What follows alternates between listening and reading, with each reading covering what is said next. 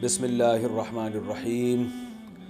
قربانی کے مسائل سے متعلق آج ارادہ ہوا کہ ان مسائل سے متعلق ایک کلپ ریکارڈ کروا دیا جائے اور لوگوں کو قربانی کے بیسک مسائل بتائے جائیں۔ لوگ بہت زیادہ جو سوالات پوچھتے ہیں تو اس پہ میں نے کچھ اشارے لکھ لیے اپنے سامنے، تاکہ جو سوال بہت زیادہ پوچھے جاتے ہیں میں ان کے بارے میں ریکارڈ کروا دوں۔ تو میں انشاءاللہ یہ جو قربانی ہے اس کے بالکل شروع سے لے کے آخر تک ترتیب سے کوشش کرتا ہوں کہ مسائل بیان کروں، اور جو مسائل بہت زیادہ پوچھے جاتے ہیں اللہ تعالیٰ سے دعا ہے کہ وہ سارے آ جائیں۔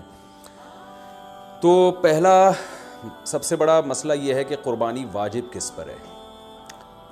قربانی واجب کس پر ہے؟ لم سم عوام کی سہولت کے لیے ایک نصاب بیان کرتا ہوں جو علماء بتاتے ہیں 52.5 تولہ چاندی، دیکھ لیے گا نیٹ پر۔ تو اتنی مالیت کا کسی کے پاس سونا ہو یا چاندی ہو یا تجارتی مال ہو، تجارتی مال کہتے ہیں وہ سامان جو بیچنے کے لیے آپ نے خریدا ہے، یا کیش رقم ہو، یا یہ کہ ضرورت سے زائد سامان کہتے ہیں وہ سامان جو پورے سال بھی استعمال نہ ہوتا ہو۔ تو ایسی کوئی چیز اگر آپ کے پاس اتنی مالیت کی پڑی ہوئی ہے، یا ایک نہیں دو چار چیزیں مل کے اتنی مالیت کو پہنچ جاتی ہیں، یعنی خلاصہ یہ نکلا کہ آپ کے جو استعمال میں آنے والی چیزوں کے علاوہ آپ کے پاس اتنی مالیت کی مال موجود ہے، اور ضروری خرچے اس میں سے نکال دیں، قرضے نکال دیں، وہ سب نکال کے بھی اتنے پیسے آپ کے پاس بچتے ہیں 50، 55، 60 ہزار تک، تو پھر آپ پر قربانی واجب ہے۔ یہ بہت مختصر بتا رہا ہوں، کیونکہ اگر میں اس کی نصاب کی ڈیٹیل میں گیا تو پورا کلپ اسی میں نکل جائے گا۔ تو لم سم ایک بتا رہا ہوں آپ کو کہ اتنا اماؤنٹ کسی کے پاس ہو تو اس پر قربانی واجب ہے۔ پھر بھی سمجھ میں نہ آئے تو اس بارے میں میرے دوسرے کلپ یوٹیوب پہ آپ کو مل جائیں گے، یا دوسرے علماء سے آپ تفصیل پوچھ لیں، وہ انشاءاللہ آپ کو ڈیٹیل بتا دیں گے، کیونکہ نصاب میں اگر میں زیادہ ڈیٹیل میں گیا تو بہت ہی لمبی بات ہو جائے گی پھر۔ تو اس پر قربانی واجب ہے۔ بڑا مسئلہ یہاں پر ایک یہ اٹھایا جاتا ہے کہ کیا گھر کا سربراہ اگر قربانی کر لے تو سب کی طرف سے کافی ہو جائے گی، یا جو بھی صاحب نصاب ہے جس میں بھی استطاعت ہے اس پر الگ سے قربانی واجب ہے؟ اس میں فقہا کا اختلاف ہے۔ بعض علماء کی رائے یہ ہے کہ ایک آدمی اگر گھر کی طرف سے قربانی کر لے تو سارے اہل خانہ کی طرف سے کافی ہو جاتی ہے، اور اس کے بارے میں بعض تابعین سے آثار منقول ہیں، مصنف ابن ابی شیبہ کی روایات ہیں۔ لیکن ہماری رائے یہ ہے، اور بر صغیر کے علماء کی رائے یہ ہے، اور امام ابو حنیفہ رحمہ اللہ تعالیٰ کی بھی رائے یہی ہے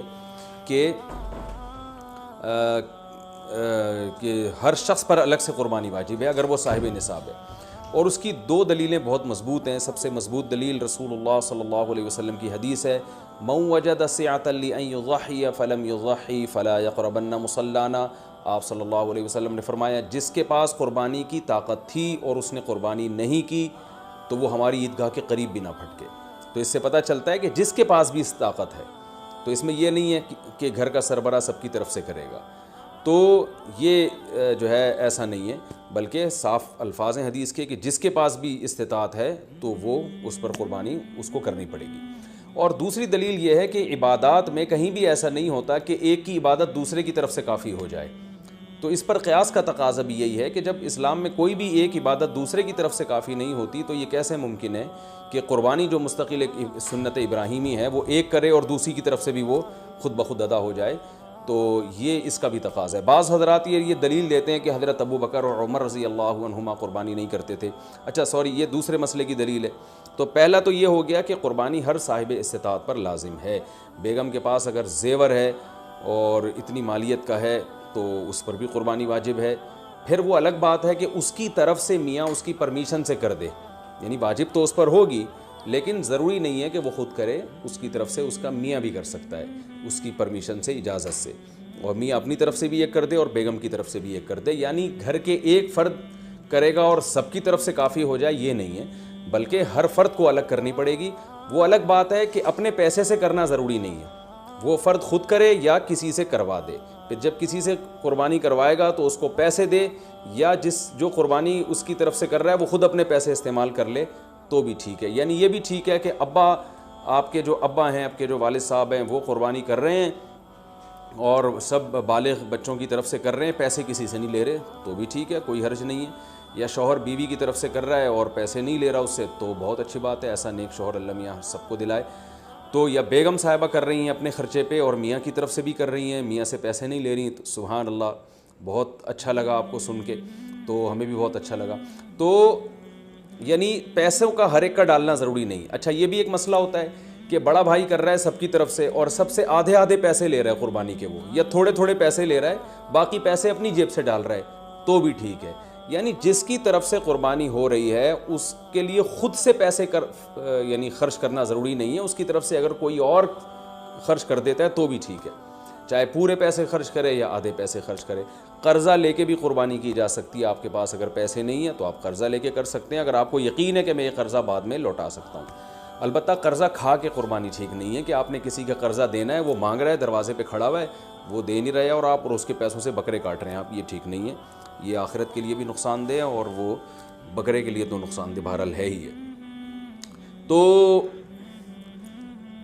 ایک مسئلہ تو یہ ہو گیا. دوسرا مسئلہ یہ ہے کہ قربانی کیا واجب ہے یا سنت ہے, تو اس بارے میں بھی دونوں رائے ملتی ہیں علماء کی. جو علماء کہتے ہیں سنت ہے وہ بھی عام سنت نہیں مانتے بلکہ سنت مؤکدہ.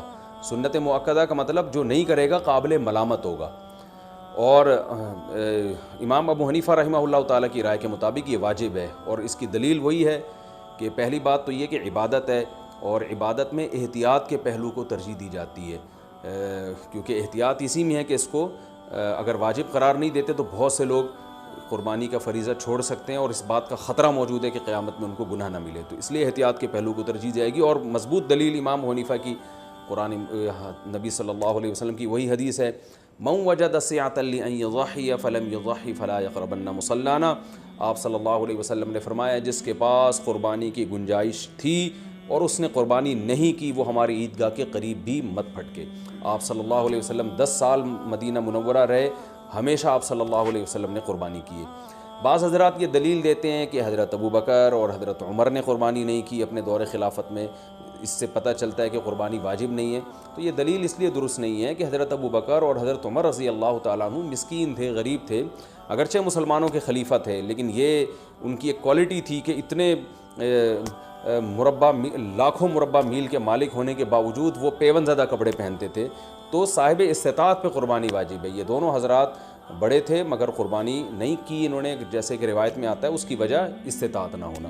تو استطاعت اگر نہیں ہے تو پھر قربانی لازم نہیں ہے, بلکہ اگر آپ قرضہ لے کے قربانی کرو گے اور خطرہ ہے کہ میں قرضہ ادا نہیں کر سکتا تو پھر تو جائز ہی نہیں ہے آپ کے لیے, کیونکہ دوسروں کا حق دبا کے آپ کے لیے عبادت کی وجہ آوری یہ ٹھیک نہیں ہے. اس کی فضیلت کیا ہے قربانی کی؟ رسول اللہ صلی اللہ علیہ وسلم نے ارشاد فرمایا بقرعید کے دنوں میں یا ایام نحر میں اللہ کو جانور کا خون بہانے سے زیادہ کوئی عمل محبوب نہیں ہے, اور ہر بال کے بدلے میں اللہ نیکی عطا فرماتے ہیں. یہ قربانی کی بہت بڑی فضیلت ہے, اور اس کی فضیلت آپ علماء سے بیانات میں سنتے ہیں. میں بھی چونکہ بہت مختصر جلدی بات کر رہا ہوں تاکہ میں پورے موضوع کو جلدی سے سمیٹ لوں.